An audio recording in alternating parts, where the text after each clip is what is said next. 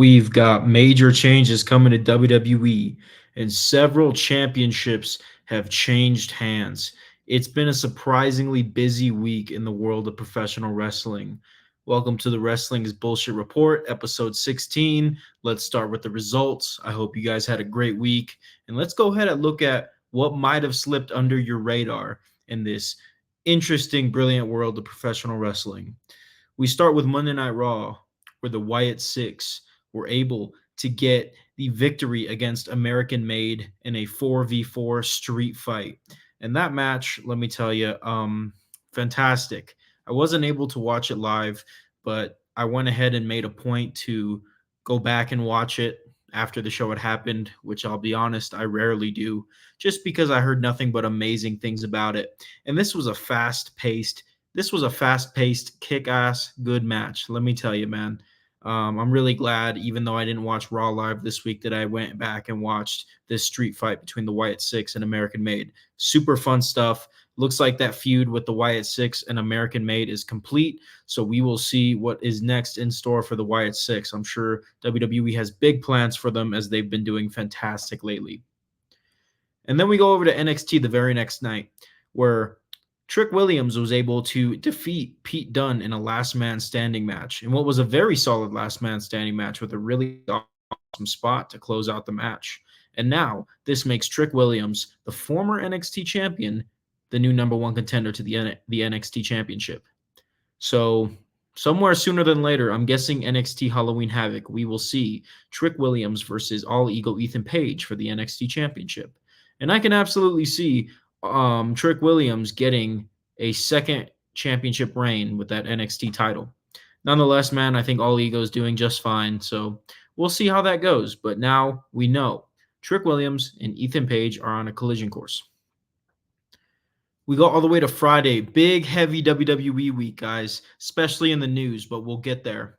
We had Cody Rhodes retain the undisputed WWE Championship against Solo Sikoa in a steel cage match on SmackDown. Cody got the win here. Of course, the new bloodline went ahead and tried to have the numbers advantage on Cody Rhodes after the match, but the OTC, the original tribal chief, the only tribal chief, Roman Reigns, came ahead and evened the odds for the most part. And now we know that at WWE Bad Blood in October, it will be Cody Rhodes teaming up with Roman Reigns to take on Solo Sikoa and Jacob Fatu, a star-studded tag team match. Did we think we were going to see Cody and Roman team in 2024? I didn't think so. I thought it was going to happen, but not in 2024. Time flies, man. It seems like just yesterday we were dealing with Cody versus Roman at WrestleMania, one of the best matches, one of the best feuds that we've seen out of WWE in a while. So, yeah, nonetheless, guys, on SmackDown, we saw a nice steel cage match. Was it as fun as AEW's steel cage match at All Out? From my personal perspective, no, but it was still a lot of great fun. Really cool to see Cody take on Solo once again with a steel cage on SmackDown. We got two more things that actually happened on Friday evening, one pertaining to TNA, one pertaining to CMLL. So we'll start with TNA, as TNA Victory Road saw multiple championships change hands. So we saw Mike Bailey defeat Zachary Wentz to regain the X Division Championship. We also saw the System defeat ABC, and they regained the TNA World Tag Team Championship.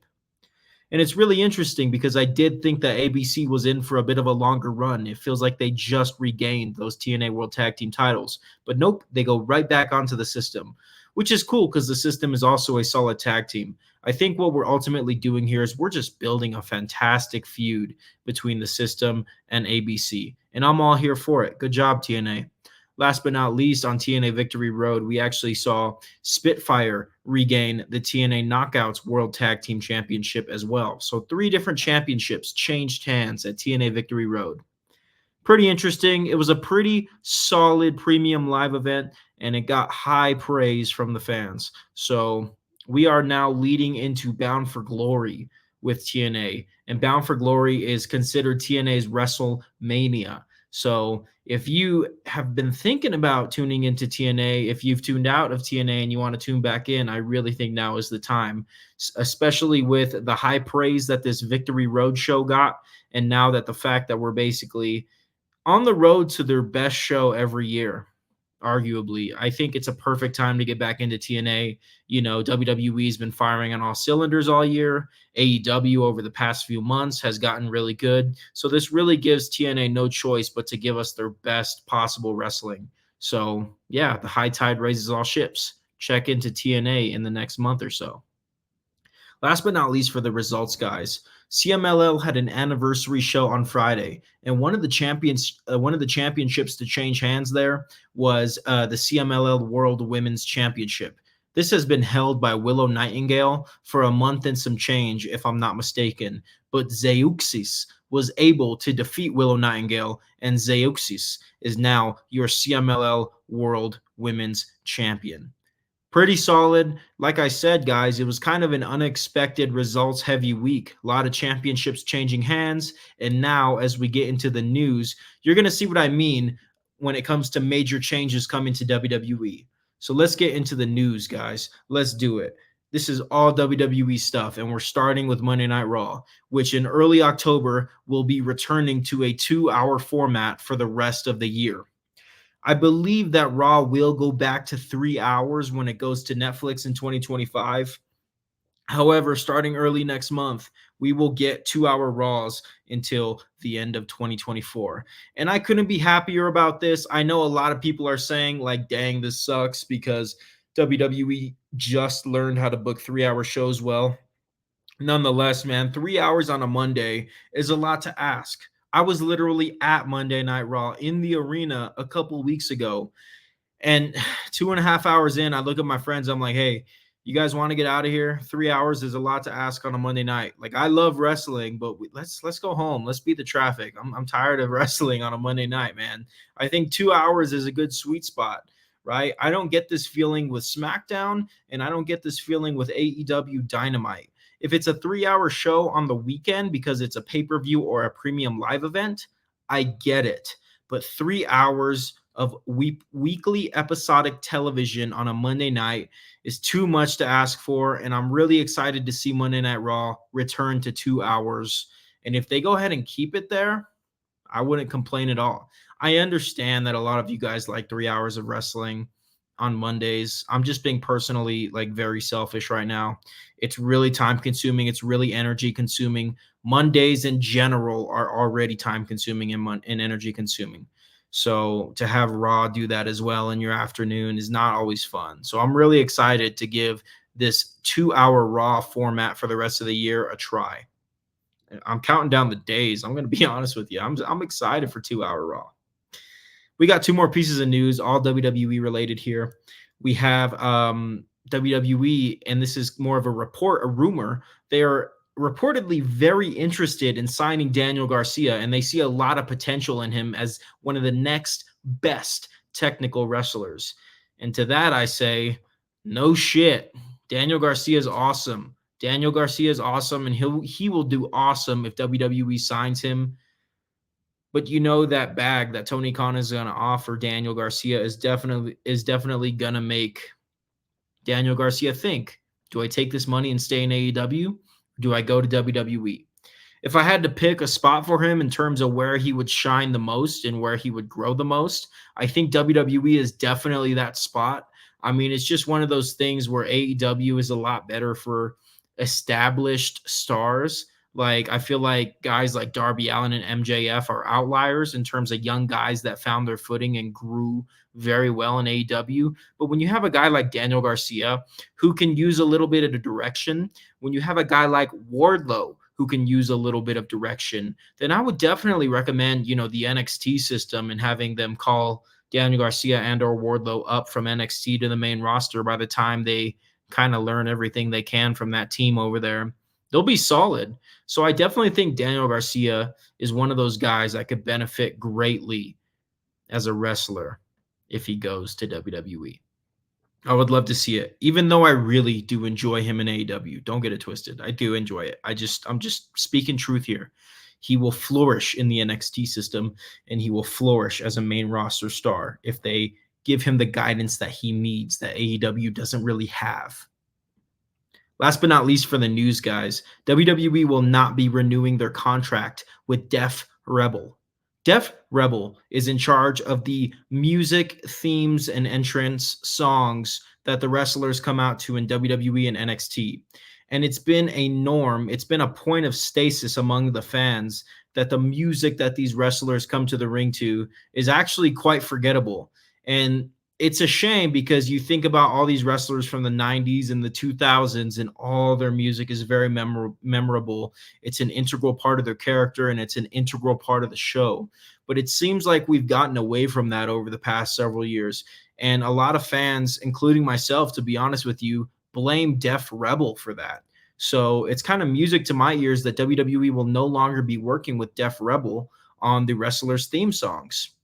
It is to my assumption that WWE will now be using mainstream music to walk the wrestlers to the ring. And that only makes sense, right? WWE is the most mainstream wrestling show in the world. So for them to use relatable, recognizable, and mainstream music for their wrestlers, for their most popular wrestlers, I think that makes the most sense, right? Or you could definitely go here and there. You don't have to tie down your themes and likeness to one company. That's a lot of pressure. You can go take a theme from this one collection, this one studio, this one producer. You can kind of freelance. I don't really know how all that works too much. I'm just really glad that WWE is getting away from Def Rebel, because I think memorable theme songs is like a backbone of WWE. So to see them getting rid of Def Rebel is good.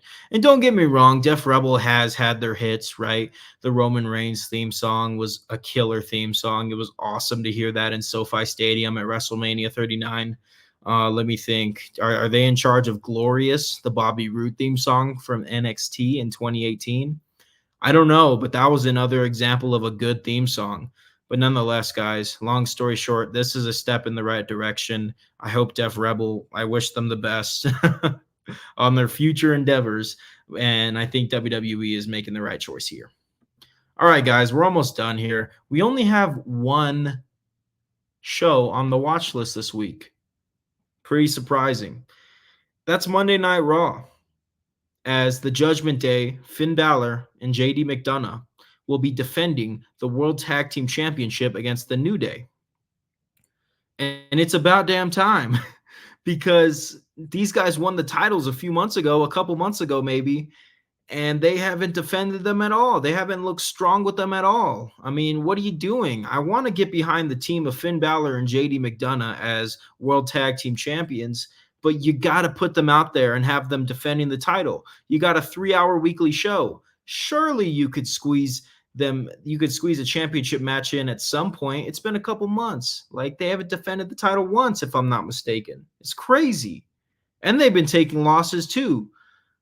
Finn Balor and JD McDonough did not put the tag team titles on the line a couple weeks ago, but they did team up and take the loss to Damian Priest and Jey Uso. Like, at that point, don't even make them champions. I'm sure it's harder than we make it seem as fans to run a show and feature everyone to the best of a creative standpoint ability. However, I'm just going to call it like it is, man. This reign with Finn Balor and JD McDonough has been very underwhelming. And if they want to turn this around, then it starts on Monday when they defend the titles against New Day. I hope to see a really good bell-to-bell match. I think they got to make up for the lackluster title reign that's been plaguing Monday Night Raw for the past couple of weeks, man. They got to do better. I understand that they're a heel faction and we're not supposed to be happy with them, but make them look strong, man. Finn Balor deserves it. JD McDonough deserves it. The Judgment Day faction deserves it. Like, let's go. All right, guys, that's the only show on the watch list, right? Monday Night Raw. Maybe take a break. Sometimes we need a break from wrestling. Maybe watch something you never thought you were going to watch. Watch TNA Impact on Thursdays. Watch AEW if you don't watch AEW. If you only watch AEW, maybe try watching WWE. Try watching CMLL. Try watching New Japan. Do the thing, man. Do whatever you want to do. But that's all I got for you guys. I hope you guys had a great week, and I hope to see you guys sooner rather than later. Just remember, keep your head up one step at a time, one foot in front of the other. The key is to stay present-minded. Don't let your mind mess with you. You are in control of your mind. Otherwise, your mind will control you. I think I said that right. All right, guys, I'm going to get out of here.